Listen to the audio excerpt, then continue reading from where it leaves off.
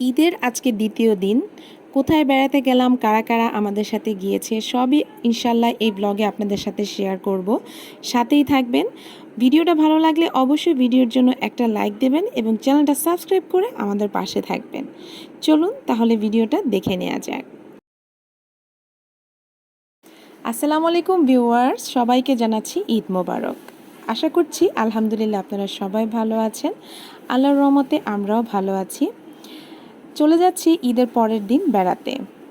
কুরবানির ঈদ যেহেতু, তো ঈদের সময় দেখা যায় ঢাকা শহর প্রায়ই ফাঁকা থাকে। তো প্রথম রিকশা যাচ্ছে আমার হাজব্যান্ড এবং বড় ছেলে, মাঝের রিকশা যাচ্ছে আমার ননদ এবং ননদের জামাই, এবং একদমই শেষের রিকশায় যাচ্ছি আমি এবং আমার ছোট ছেলে।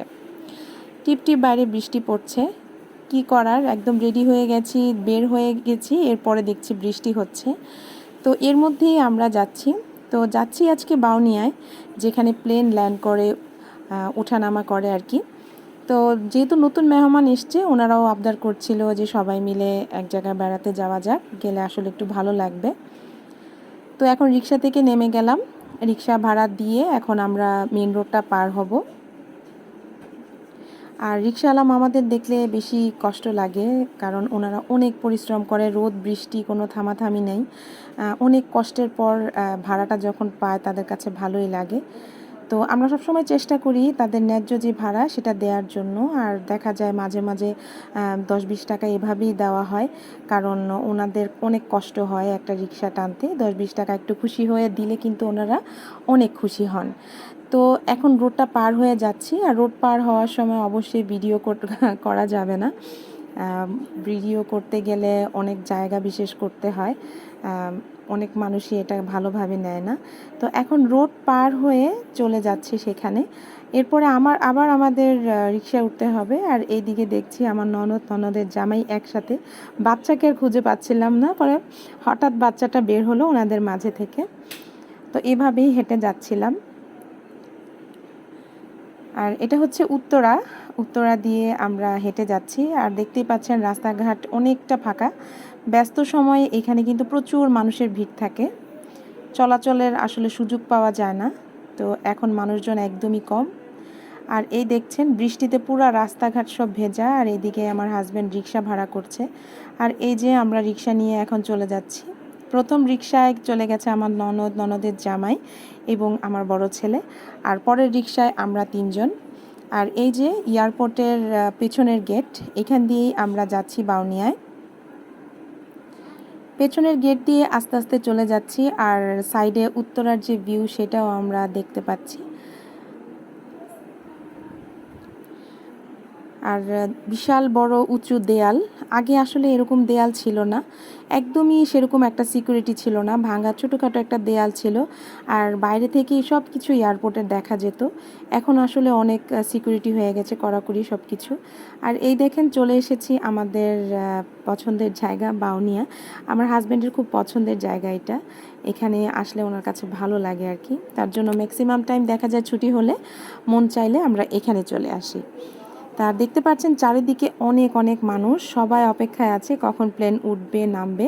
তো এই রানওয়ে এই সাইডটা দিয়ে কিন্তু ম্যাক্সিমাম টাইম প্লেন নামে, প্লেন ওঠে অন্য সাইড দিয়ে।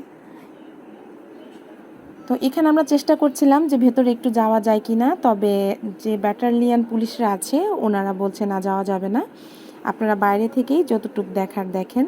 তো যেহেতু ওনাদের নিয়ম ওইখানে যাওয়া যায় না, সো এখানে আর আমরা জোরাজুরি করিনি। তো এখন চলে যাচ্ছি। আমরা সব সময় যেখানে যাই বা যেখানে দাঁড়িয়ে বা বসে আমরা এই দৃশ্যগুলো উপভোগ করি। আর এখানে যেহেতু অনেক মানুষ, এখানে দাঁড়ানোটাও খুব কঠিন হয়ে যায়, কতক্ষণ আর দাঁড়িয়ে থাকা যায়। তো এখন চলে যাব সেখানে। আর আজকে আপনাদেরকে আমরা দেখাচ্ছি যে আমরা কিভাবে সেখানে যাই, একদমই পাশাপাশি জায়গায়। অনেকেই এই জায়গাটা চেনেন না। তো আমরা হাঁটতে হাঁটতে পশ্চিম দিকে একদম সোজা চলে এসেছি। দেয়াল ঘেঁষে ঘেঁষে আসলে এ দেখেন বলতে বলতে একটা প্লেন উঠেও গেল, আর আজকে উল্টো দিক থেকে উঠছে। আসলে বিষয়টা বুঝতে পারছিলাম না, যাওয়ার পরে বোঝা যাবে আসলে ব্যাপারটা কি আজকে। তো এইভাবে আমরা হাঁটতে হাঁটতে থাকলাম। পশ্চিম দিক থেকে এয়ারপোর্টের যে সাইডের লাল দেয়ালটা, সেটা দেখে দেখে আপনারা সোজা হাঁটা শুরু করবেন। ডানে ভাই আর ফেরা যাবে না, সোজা হাঁটতেই থাকবেন। একদম দেয়াল যেই সাইড থেকে শুরু হয়েছে যেখানে যেয়ে শেষ হবে আপনারা সেখানেই গন্তব্যটা, আমাদের গন্তব্য আর কি শেষ হবে। তো এখানে আমি আর ভিডিওটা কাটিনি, সোজা ভিডিওটা করেছি আপনাদের জন্য, যাতে আপনারাও এই ডিরেকশনটা খুঁজে পান আর স্বস্তি মতো সেখানে বসে সময়টাকে উপভোগ করতে পারেন। তো এইখানে যেহেতু দেয়ালের মাপটা শেষ হয়েছে, এখানেই আমাদের গন্তব্য শেষ। তো এখান থেকে সোজা হাতের বামে চলে যেতে হবে ভেতরে। এখানেও আজকে অনেকটা মানুষ আছে, যেহেতু ঈদের টাইম, ঢাকা শহরে যারা আছে তারা সবাই এখানে ঘুরতে এসেছে। এখানে খাবার দাবারের অনেক জায়গা আছে, ফুচকা, আচার, চটপটি সব কিছুই আছে, ঝালমুড়ি, আর বসারও অনেক জায়গা আছে। এখানে মানুষ স্বস্তিতে বসে দেখতে পারে। আর এই দেখুন বড় বড় ট্রাক, বাস, অনেক কিছু নিয়ে মানুষ এসেছে এখানে দেখার জন্য। আর আজকে আমাদের একটু দুর্ভাগ্য, আজকে সেই পরিমাণ প্লেন ওঠেনি। আসলে আবহাওয়া খুবই খারাপ ছিল, যার কারণে প্লেন আর আজকে ওঠেনি। অনেক প্লেন ক্যান্সেল হয়ে গেছে। আমরা যাওয়ার পরে একটা কি 2-3টার মতো প্লেন উঠেছে, এরপর আর ওঠেনি। আর আজকে উল্টা দিক থেকে প্লেন উঠছে, আর যে দিক থেকে নামার কথা সেই দিক দিয়ে প্লেনটা উঠে যাচ্ছে। আর এই যে হাঁটতে হাঁটতে চলে যাচ্ছি সেই জায়গায়। আর আজকে প্রচুর মানুষ দেখা যাচ্ছে আশেপাশে। এর আগেও আমরা এসেছিলাম, আশা করি ভিডিওগুলো আমি শেয়ার করেছি আমার ব্লগে, চাইলে আপনারা দেখে নিতে পারেন। তো এখানে হেঁটে হেঁটে ঘুরছি, আর দেখতে পাচ্ছেন বাইক নিয়েও অনেকে আসে, ফ্যামিলি, বাচ্চা কাচ্চা, তারপরে কাপল, যা হাজব্যান্ড ওয়াইফ, সবাই এখানে আসে ঘুরতে। আমরা হাঁটছিলাম আর দেখছিলাম, আর আকাশ প্রায় অন্ধকার হয়ে আসছে, মনে হচ্ছে যে কোনো মুহূর্তে খুব বৃষ্টি হবে। আর দেখতে দেখতে হঠাৎ করে উল্টো দিক থেকে প্লেনটা উড়ে গেল। আসলে আজকে কিছুই বুঝতে পারছিলাম না এমন কেন হলো। এই দেখুন, যে দিক থেকে প্লেনটা নামার কথা সেদিকে উল্টা প্লেনটা যাচ্ছে। হয়তো আবহাওয়ার কারণে তারা এই সিদ্ধান্তটা নিয়েছে। তো এইভাবেই আমরা প্লেন দেখছিলাম, আর যেতে যেতে আমাদের একটু লেট হয়ে গিয়েছিল।